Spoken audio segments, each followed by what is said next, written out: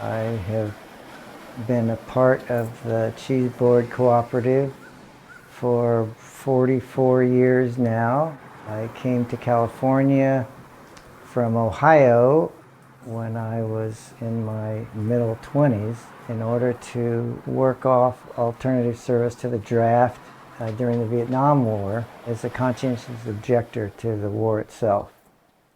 And I moved to Berkeley and worked in community service for several years in a hospital.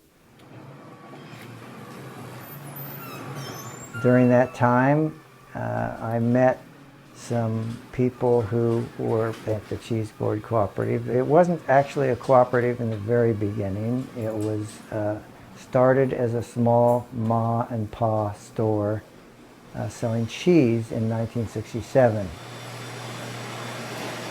By 1970-71, the owners, Sahak and Elizabeth, suggested that because they were already paying their employees the same wage they were taking themselves, why don't we just turn this into a cooperative, or the term that they used in those days was a collective.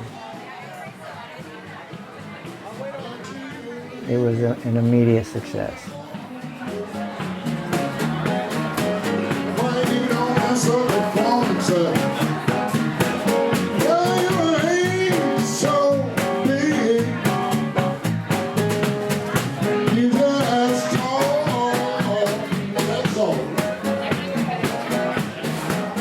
When I tell my friends I'm going to Cheese Board, they're like, "Oh my gosh, you're so lucky, bring me back a piece." It's like a well-known place that people want to be a part of.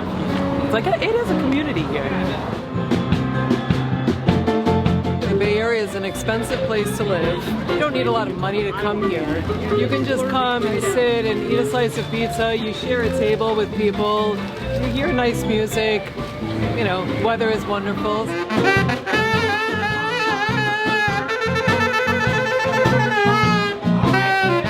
I didn't really know anything about this place until I went to middle school, and I used to have to walk back and forth, and I used to see the lines here, and I will always wonder what's in this place where people are sitting outside, where it's raining cats and dogs, and people still sitting outside. So I finally came here and realized it was vegetarian pizza, and I'm a meat eater, so I'm like, what the hell is this? We started out with a very homogeneous group, kind of radical hippies or something, back in the early 70s. But it has been a goal of ours to become more diverse, to reflect the greater population. The biggest criterion to be here is that you want to be here. You want to be part of this kind of alternative political or governing body where we look at capitalism as not the only possible way that you can make a living. We want people that have all kinds of skills to come and share their skills with us. We make $24 an hour. We all make the same wage, regardless of how long you've been here. So that's kind of unusual. And then at the end of the year, we split up the profit. Not based on seniority, which might be, or investment, which would be the traditional way of splitting up profit, but on the number of hours each person worked. We make about in profit probably over $1 million a year. It's a lot of money if someone owned this business. It's a lot of money to me. But then we split up among 65 members. It becomes a modest amount of money for each person. And so it comes out to about another $10, $11 per hour. The Cheese Board work on a kind of an anarchic kind of model of equal pay for equal work. It's an hourly pay. It doesn't matter what kind of job you do. Usually if you come from another kind of workplace, you would see that you have an employer or a manager, and then on the other hand, you have an employee that does what the manager says. And any input that comes from the employee is kind of looked down or ignored. It's bad for the employee, it's bad for the business. And so the idea within the Cheese Board, I feel, is that all the job is equally paid, but also all the jobs are rotated. At other places I've used to work, like You do the exact same thing every single day, over and over and over again. And this is so much variety, and it's super nice to just be able to learn and do so many different things every single day. You know, in all of the jobs that I have had in the past, I always used to think to myself, like, oh, you know, if I was the owner, how would I do it differently? But it just ends up being that I found this type of business where I don't have to be like a rich millionaire starting an own company in order to like have a say in my place of work. I think that we all work a little harder and care a little bit more because it is ours, and when we do well, we as individuals also get to benefit from that. And when I was a manager at a different business, I never liked punishing people or bossing people around. It's not in my personality. So it's a better fit for me personally to be in a workspace that's non-hierarchical and where we all just kind of make decisions as a group for what's best. There are so many places I've worked where I was one of the few people of color, and the people who were in charge were often white men. And I think there's something about that that sets the tone of who has power and who doesn't. One thing that's been really good about working here is that just the way the structure is set up, everyone is equal. So even though it might feel like the power isn't necessarily shared completely equally, it is so much better than other places. And you know, I'm an immigrant and a woman of color, and this is one of the most empowering places I've been.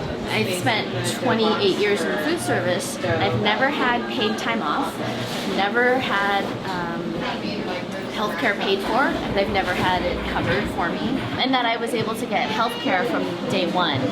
$400 a month that I didn't have to pay, you know, out of my own pocket.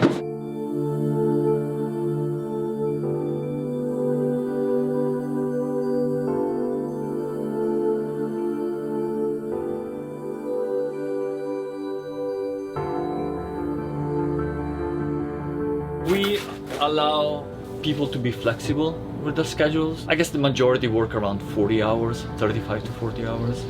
But if people need less or more, they have a proposal ready for the group at the monthly meeting, and then people are usually nice. And the reason is always the same, because you will never know what life brings to you. And so, you know, one day they might need, one day I might need.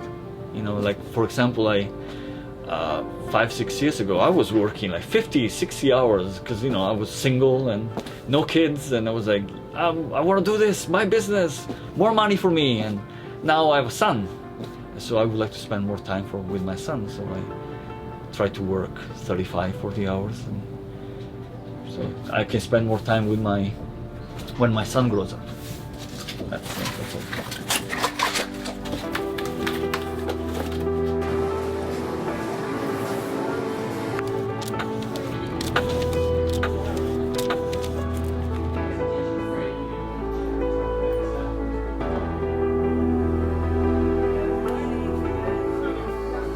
One of the reasons, in my personal opinion, that we have been as successful as a cooperative ourselves is because every 4 or 5 years we decide to try something new. For example, the business started just as a cheese store, but pretty quickly people realized that with cheese, bread went very easily in the palate, and so we started baking breads and selling it at the store. Eventually, years later, we decided to combine the bread and the cheese and make a pizza.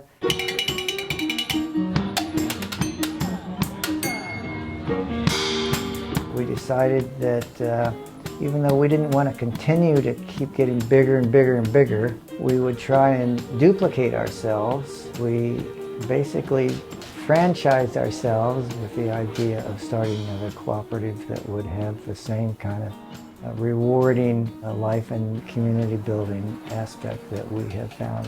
We called it the Arizmendi Cooperative because of the name of a famous Spanish priest who started a cooperative movement in Spain, which we admired greatly. There are 5 different bakeries, all called Arizmendi in the San Francisco Bay Area. Cheese Board was the original co-op, and we approached them and we said, we'd like to start new businesses based on your model. Would you support us in doing that? And they were incredibly generous in helping, providing recipes, providing training, allowing their name to be used, and they still maintained their membership since then.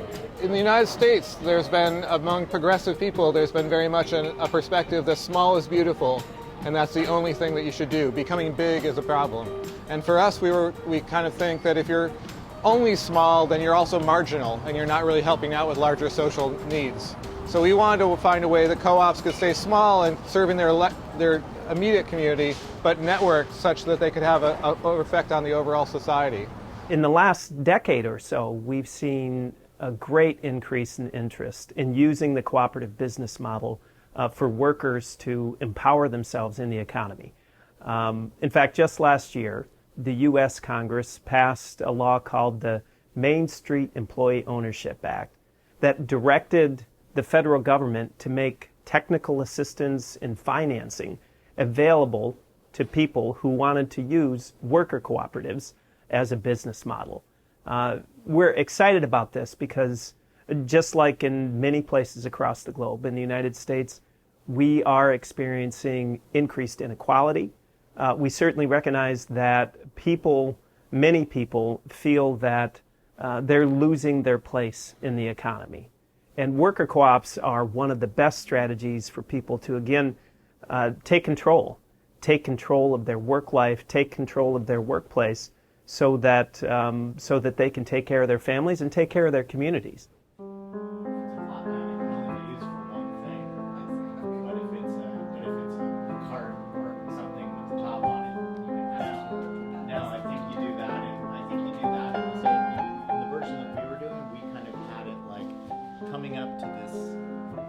Even though we are attempting to build the idealistic community in which to live, and we're working hard to do so, and we're sharing all of the things that we have to offer, we're still made up of people that are human beings that have their flaws. We all have our flaws. And so because of those flaws, there are conflicts. The larger you get, in some ways the harder it is to make a community that shares all of the same ideals. At the Cheese Board, when we make decisions, we have 4 levels of decision making. You can say yes. You can vote yes. You can vote abstain. You can abstain and not vote. You can vote no, or you can vote a hard no. And a hard no is like a blocking no. And in order to stop something, you have to have a very, very important moral reason that you could not work here if this happened.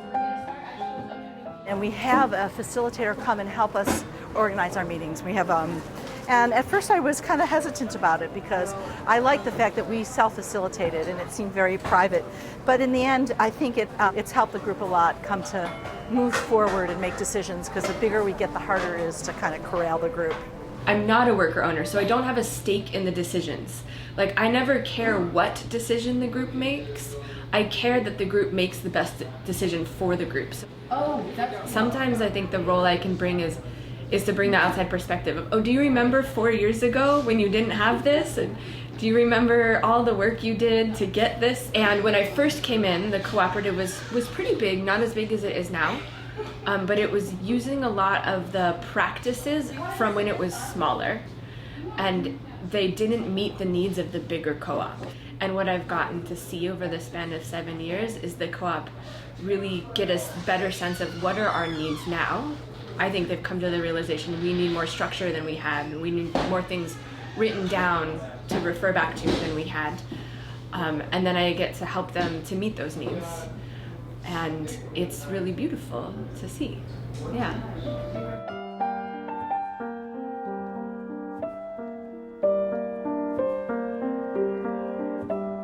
You're really vulnerable to a couple people who could be really negative, can really bring a business like this down amazingly. I think that's a problem to confront also. And the more committed people you have, the more successful you can be too. So you're somewhat at the mercy of the constellation of people that you put together. As opposed to a traditional business, you just fire the ones that don't work out. It's harder for a cooperative. So I think that's something we learned.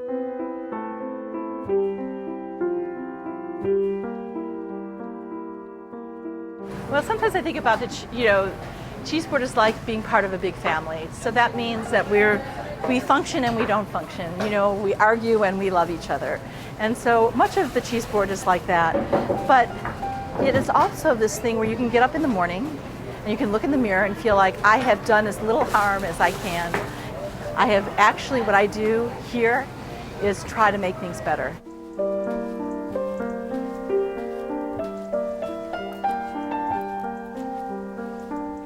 I can't say in a big way necessarily what I believe and what kind of society I want to live in. But if I show it, that's a pretty powerful statement. And that's why I'm still at the cooperative after 44 years.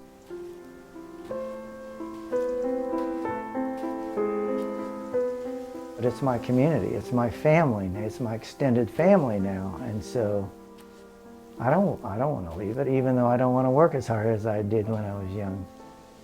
And so, and I want to show more and more people the advantages of working cooperatively rather than competitively. Whether it will be successful in the end, nobody knows.